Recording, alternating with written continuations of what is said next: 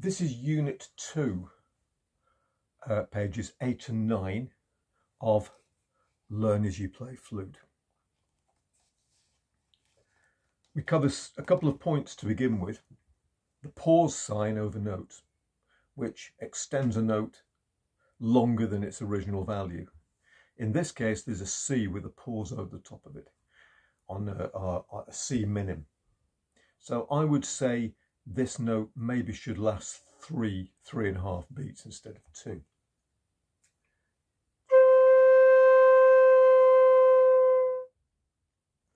We then come across rests.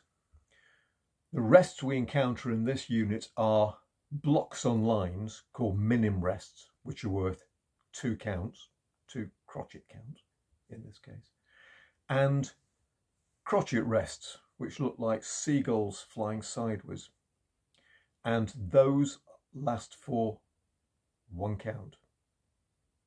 Rests provide silence in music, and of course silence is important. If we played continuously, music would become tedious, boring and tiresome. So rests are included in music. In fact, the rests are part of the music. Let's look at exercise 1, about halfway down the page. Here we have crotchet rests and minim rests. The piece is in 4/4 time, 4 crotchets per bar. Try and breathe where you see the rests at the end of the bars, where the rests are included in this particular exercise.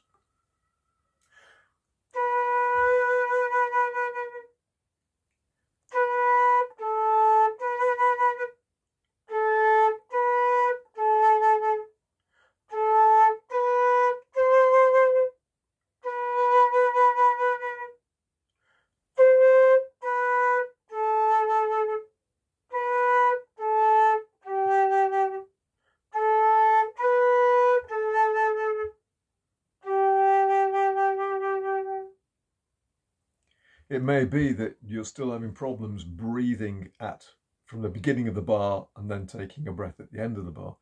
If that's the case, breathe after every single note. That's fine for the moment, but eventually keep trying to push the breathing to the end of bars. Eventually, in the end, you should be able to breathe over phrases, 2 bars or even 4 bars. But for the moment, do what you can with the breathing.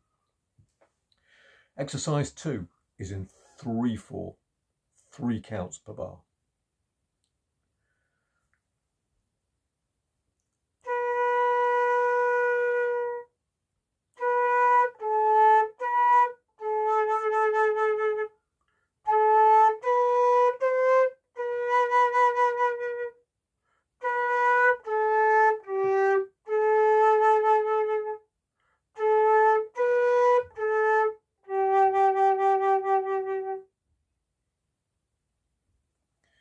Okay, exercise 3 is in 4/4 time, 4 counts per bar. Again, it includes minim rests. In fact, this is exclusively minim rests at the end of every 2 bars. If it's possible to breathe at the beginning of 1 bar and wait to breathe until the end of the 2nd bar, which is effectively on beat 3 of the 2nd bar, that would be excellent. Exercise 3. I won't play it too fast.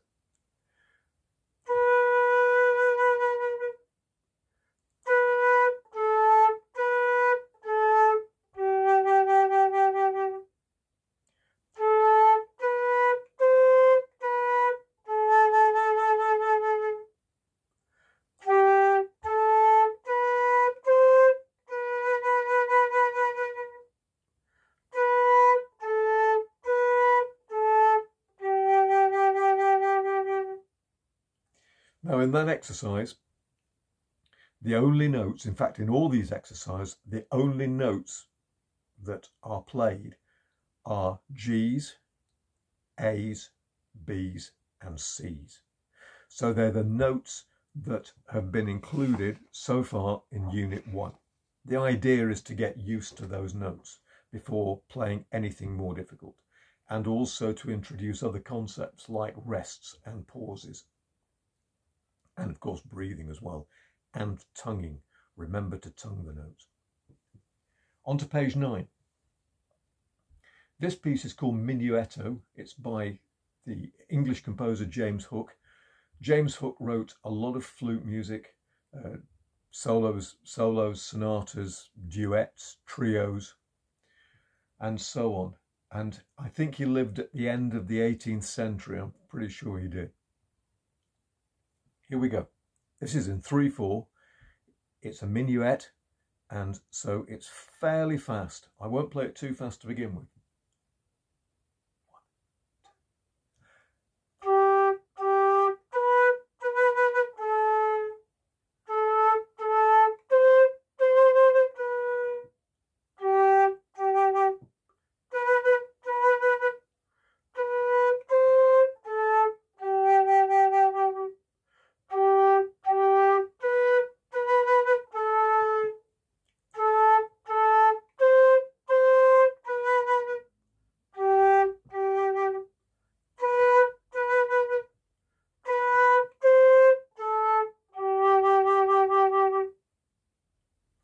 Okay.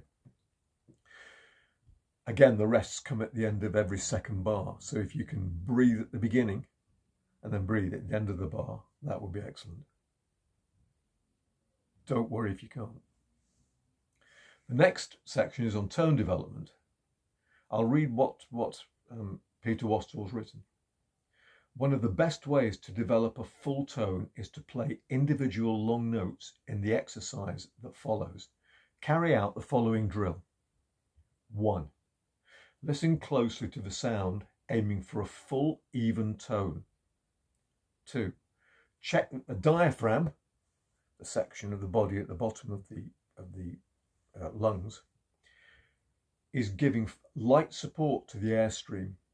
I find it better to tense the diaphragm and then gradually bring it in as the breath goes up and into the flute.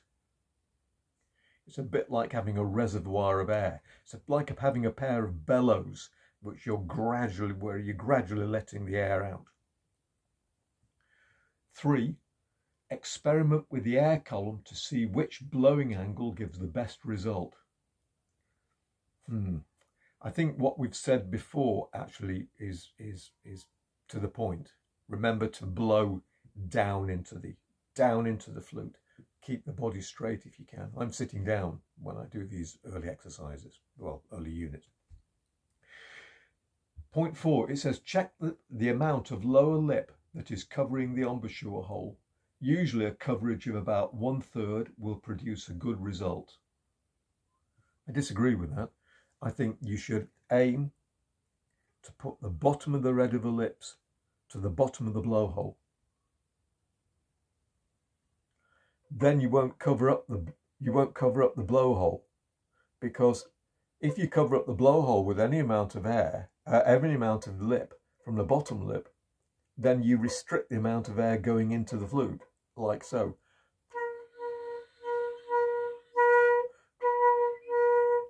So the note goes flat. So I would say, try and turn the flute outwards a bit and blow.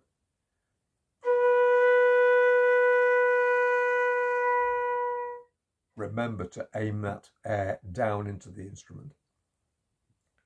The last item on page 9 of this unit is a little duet for pupil and teacher. First of all, it's 3 lines long and it's in 2-line systems. You'll see if you have the book exactly what this is. Don't play this piece too slowly. I'm going to play the pupil's part to begin with, which goes like this.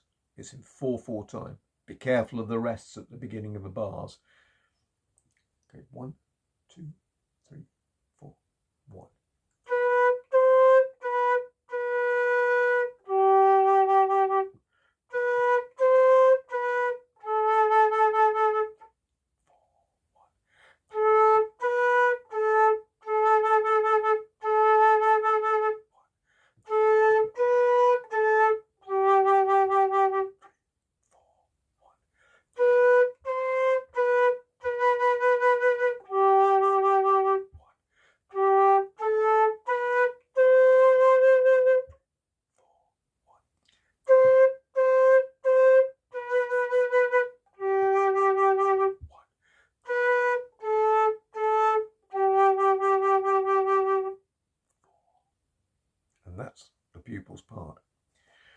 I'm now going to play the teacher's part. The pupil's part is on the bottom line and the teacher's part is on the top.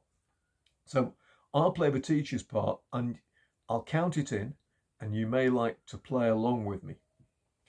So this is the teacher's part to begin with. Okay, 1, 2, 3, 4, 5.